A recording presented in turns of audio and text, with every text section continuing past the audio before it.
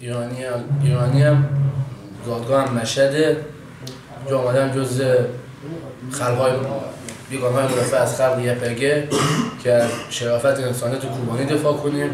به دعوت رهبر اورژلان، رهبر بزرگ عالی طلب دنیا، آمدیم اینجا. خیلی جای خوبیه، جنگه ولی شرایطش خیلی شرایط خوبیه. انسان‌های شریف اینجا بودن، خون انسان‌های شریف اینجا ریخته شده. اینجا ما اومدیم با یک سیستم 100% تروریستی دفاع کنیم.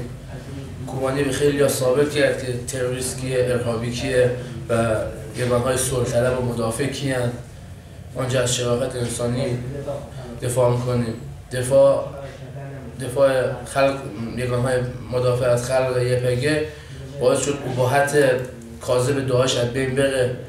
تونستن داعش رو شکست بدن. من از همه هموطنان ایرانیان میخوام که چون ما با کردا رابطه تاریخی زیادی داریم، 3000 سال تاریخ مشترک داریم، از کوروش که مادرش کرد بود تا امروز ما با کردها برادریم، یه تاریخ مشترک داریم.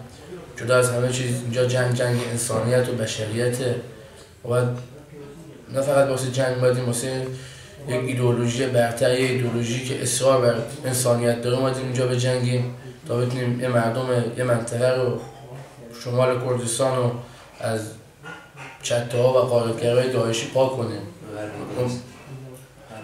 امیدوارم که غرب کردستان، امیدوارم که همه هموطنان بیان اینجا به ما ملحق شن. خیلی جای خوبیه، فضا خیلی فضای عالیه، همه رفیقیم با هم. حتی من خاطر جالبم دارم که من با فرمانده نظامی خیلی از بزرگان جاست میشینم غذا میخورم. خیلی آدمای خیلی خوبی هن، کمکم کردن علاوه ایدئولوژی، علاوه جنگی. امیدوارم که بتونیم زودتر کوبانی آزاد کنیم، از محاصره در بیاریم تا مردمش دوباره برگردن به شهر.